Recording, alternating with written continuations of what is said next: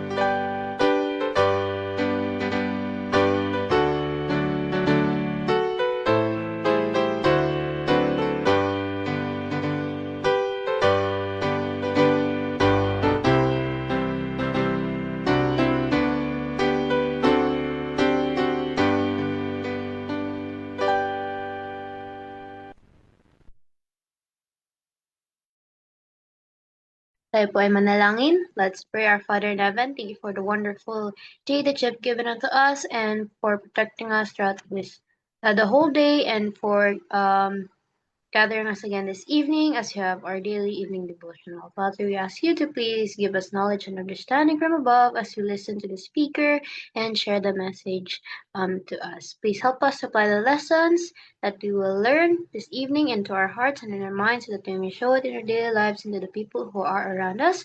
And please continue to guide and protect us from any possible harms and dangers and relevance as well who are not with us. We also ask you to please heal the sick, touch them with a healing hand, and please forgive our sins that we have committed against thee. And thank you for always hearing and answering our prayers. In Jesus' name we pray. Amen.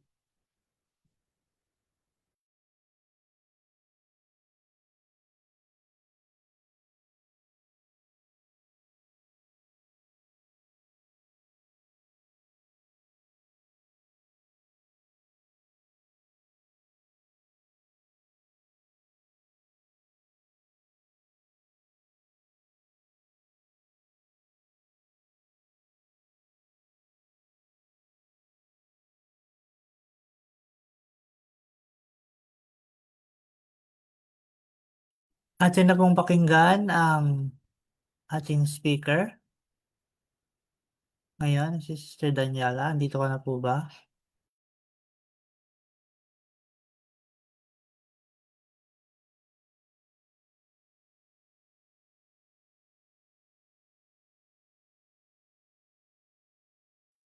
Yan, mukhang nawala po siya ulit.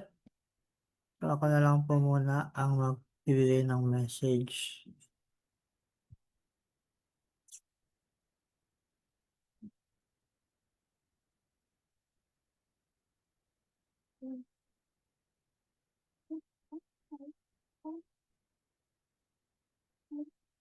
So, ang mensahe po natin ngayon ay may title na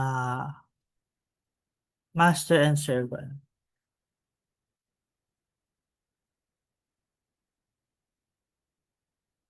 Ang ating kiteksto na nakita sa Philemon 16. Sabi po dito, not now as a servant, but above a servant, a brother beloved, especially to me, but how much more unto thee both in the flesh and in the Lord. Sa atin po unang paragraph, sinasabi po dito, among those who gave their hearts to God, through the labors of Paul in Rome, was Onesimus, a pagan slave who had wronged his master, Philemon, a Christian believer in Colossus, and he escaped and had escaped to Rome. In the kindness of his heart, Paul sought to relieve the poverty and distress of the wretched fugitive, and then endeavored to shed the light of truth into his darkened mind. Onesimus listened to the words of life, confessed his sin, and was converted to the faith of Christ. Paul counseled him to return without delay to Philemon, beg his forgiveness, and plan for the future. The apostle promised to hold himself responsible for the sum of which Philemon had been robbed. It was a severe test for this servant, thus to deliver himself up to the master he had wronged. But he had been truly converted, and he did not turn aside from this duty. So, ayun po ah, ito ay story ni Onesimus kung paano siya ay nagkasala laban sa kanyang master na si Philemon at kaya naman naging siyang ah, fugitive na tumatakbo kung saan-saan lang pumupunta, magtatago. Pero nang makilala niya nga si Paul, siya ay na-convert sa katotohanan at pinayuhan siya ni Paul na bumalik kay Philemon at humingi ng tawad. Pero yun nga, pinangako rin niya na kay Philemon na kung ano man yung utang or yung pagkakamali ni Onesimus kay Philemon ay siya na yung magbabayad nito. And yun nga, yung pagiging converted naman ni Onesimus ay totoo at ginawa niya ang kanyang kailangang gawin. Tinupad niya ang kanyang ah, mga salita at sinunod niya ang payo ni Paul. Paul's letter to Philemon shows the influence of the gospel upon the relation between master and servant. Slaveholding was an established institution throughout the Roman Empire, and both masters and slaves were found in most of the churches for which Paul labored. So, yun nga po, sinasabi dito na yung sulat ni Paul kay Philemon ay nagpapakita ng impluwensya ng salita ng Diyos sa relasyon sa pagitan ng master at ng servant. Sabi pa dito na yun nga, yung karoon ng slave ay isang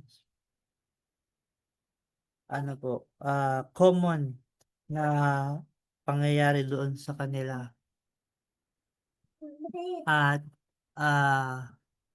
yun, parehong makikita madalas sa mga simbahan yung ganitong relationship ng master at ng slave. It was not the apostles' work to overturn arbitrarily or suddenly the established order of society.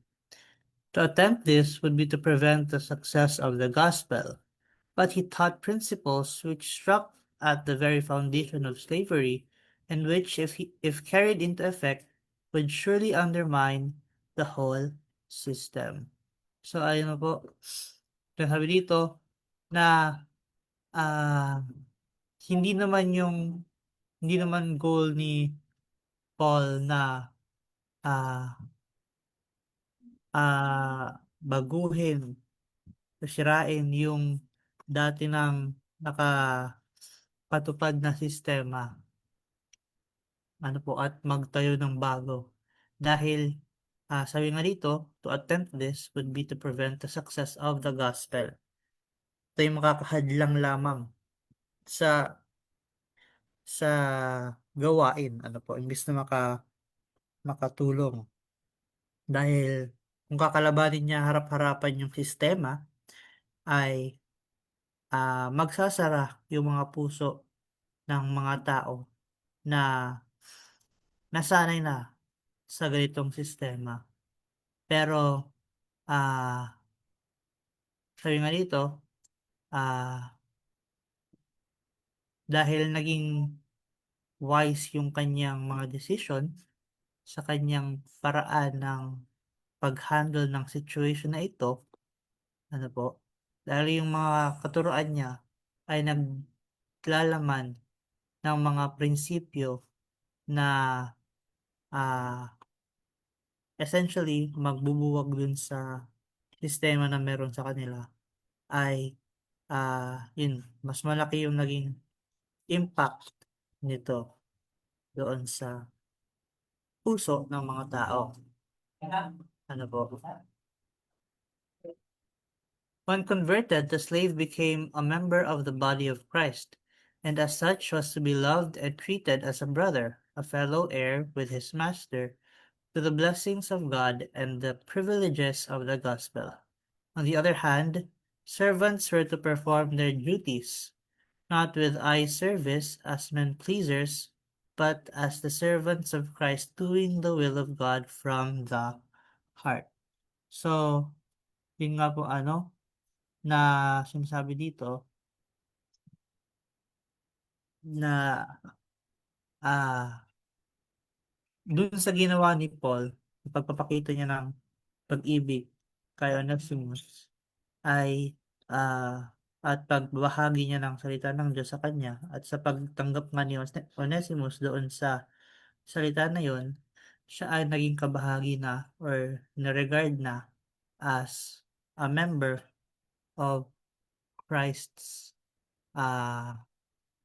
family. Kaya naman siya ay dapat tratuhin bilang kapatid. So, ah, so yun.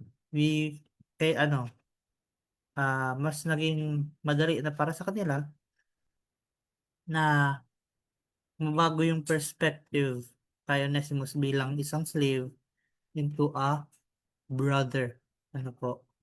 Na ah ah na pareho sila ng kanyang master na deserve na makatanggap ng blessing at ng pribilehiyo na mula sa Panginoon. Ano po? And ah yun, parang ah nabago kahit papaano yung yung kung paanong tratuhin ng master yung kanilang mga servant. Pero yun nga, sa kabilang dako naman, yung mga servants naman ay ah ah hindi ibig sabihin na tinatrato na sila bilang parang brethren nga sa pananampalataya, ay hindi na sila or wala na silang gampanin or wala na silang kailangang tuparin na gawain ano. Dahil yun nga, yun pa rin, sila ay servants pa din and ang kanilang trabaho ay mag-serve. Pero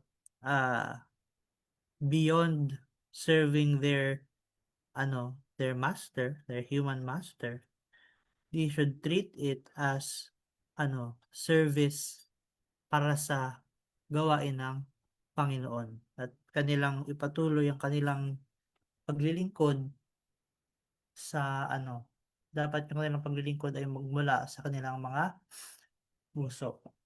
So, hindi totally ah gaya ng nabasa natin kanina, hindi naman totally na sinira ni Paul yung sistema na meron sila.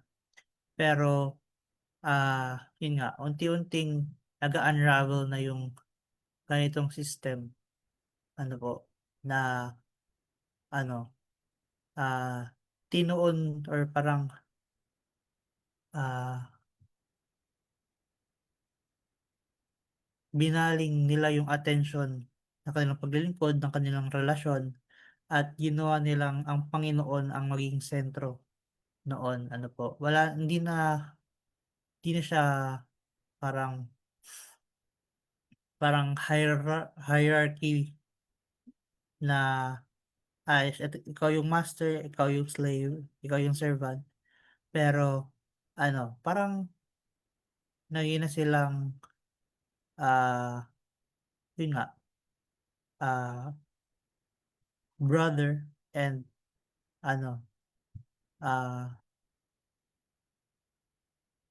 basta yung yung Panginoon na yung naging ano, pag-ibig na yung pagmumulan ng kanilang ano relasyon, po, pag-ibig para sa Panginoon.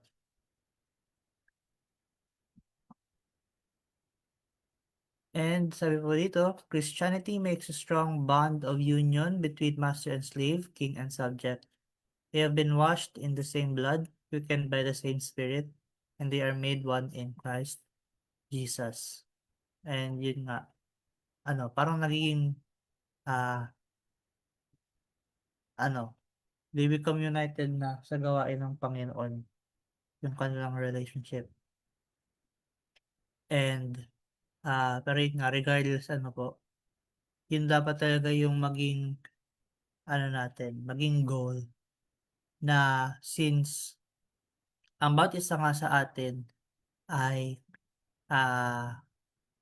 niligtas na or hinugasan na sa dugo ni Kristo, dapat natin laging alalahanin anuman ang estado natin sa buhay na ano, lahat ng ating gagawin nga ay dapat para sa Panginoon.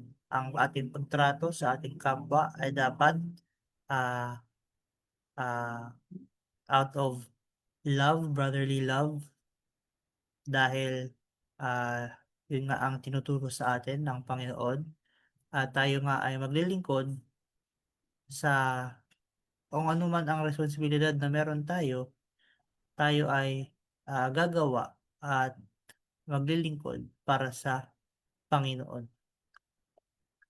So, yun po yung devotional natin ngayong evening. Kung sino po ang pwedeng meron po bang nais magdagdag or magbahagi ng kanilang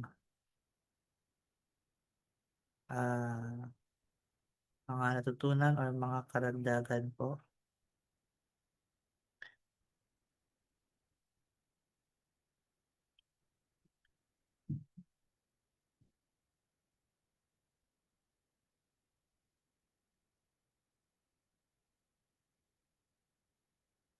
sa mga kasama po natin ngayon dito sa Zoom.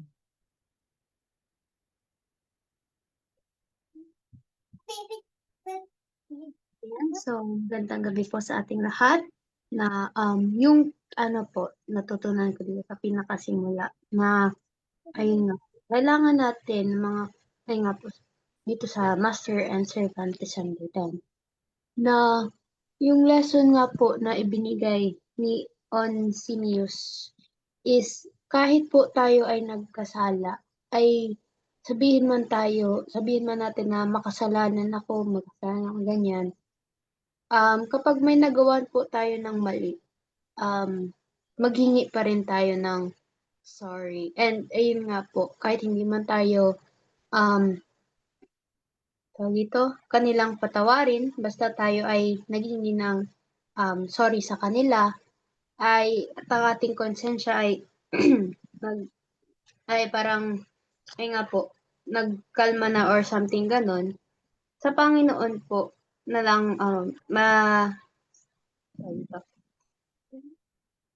dahil nga po dun sa ginawa ni Paul na hindi siya inostracize or pinagalitan or hindi siya tigged out at nag-post siya kay Onesimus na um, siya ay maghihingi ng tawad doon sa kanyang ninakawan, ay dahil nga na-convert siya, kanyang nakita niya talaga yung pagkakamali niya at siya ay nagbago. So parang ganun din lesson po sa ating mga Christians na maganda po na talaga na ma-share natin sa ibang tao ang katotohanan para ay nga magbago din sila at hindi lang din po sila din ang para hindi lang din po sa kanila magbabago kapag tayo din po kasi nag-aral ng salita ng Panginoon. Maraming bagay ang mare-realize natin yung na mga kasalanan na kailangan talaga nating baguhin. So, sana po ay maging isang example na din po itong devotional natin na if we made a mistake, kailangan po nating mag-turn to God, maghingi ng tawad at hindi lang po yun, pati doon sa mga ginawa natin ng mali. So, yun lang po ang aking share.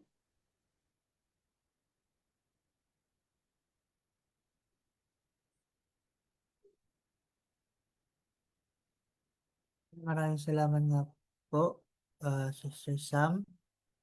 So, yun nga sa story ni Onesimus at ni Philemon na makikita natin and sa buong naman devotional na ah yun nga, gaya ng sabi ni Sister Sam, sa kanyang paghingi pa rin ng tawad sa kanyang mga kasalanan sa kay Philemon ay necessary pa rin yung gawin. And ah yung pagsunod niya nga na ito ay ah yung buong story nila ay parang nag-i-introduce ng mga prinsipyo na ah nagbabago sa kanilang mga puso. Po, pinakita nila na sa kay Kristo ang bawat believer ay equaled at yun nga, minamahal. Kaya naman yung pagbabago ni Onesimus at yung kanyang pagbalik sa kanyang master ay yun nga, nagpakita ng tunay na na pananampalataya at ah yun, nakatanggap siya ng forgiveness dahil dito at na-restore yung kanilang ah relationship and maging masterman or servant, ayun nga, ang bawat isa sa atin ay tinatawagan para mabuhay at gumawa ng may pag-ibig para sa lahat and sa pagkakaisa natin bilang mga miyembro ng pamilya ni Kristo.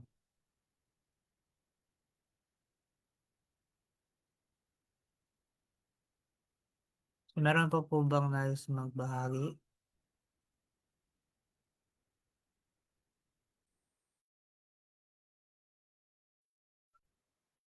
sa mga kasama po natin, Sister KD? Sino po itong Choco?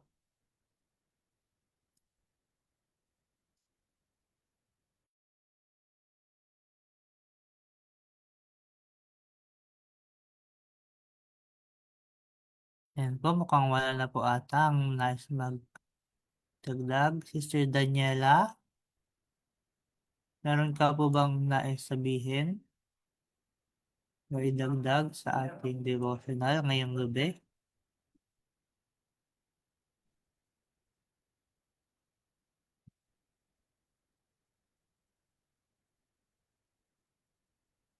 Hello po.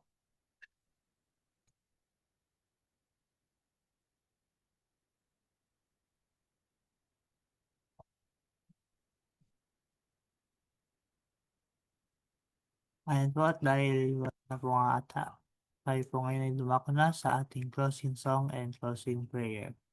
Na kung sino po ang pwedeng mag-volunteer na lang din po para sa ating closing prayer.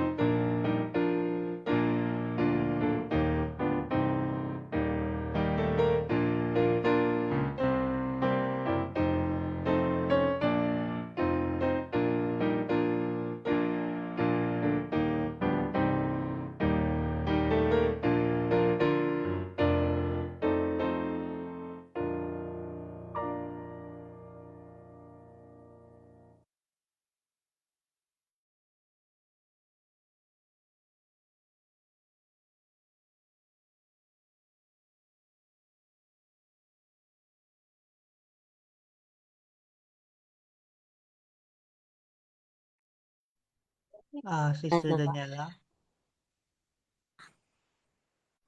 Yes po.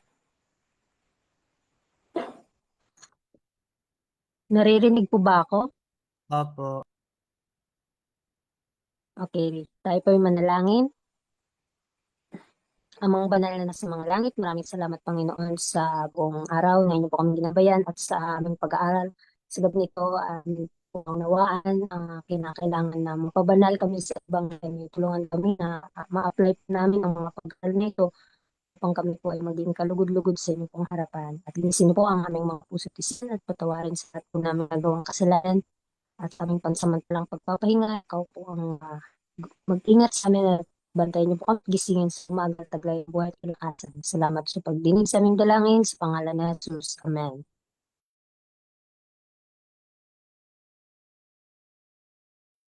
Yan, muli po maraming salamat sa lahat ng kasama natin ngayon. Nawa po ang bawat isa sa atin ay may natutunan sa ating devotional ngayong gabi. Pero ngayon po, napanood tapos ang ating devotional at gusto ko pong iniimbitahan ng lahat na mag-join sa ating daily morning and evening devotionals at 5 a.m. and 6 p.m. Muli po, good evening and God bless.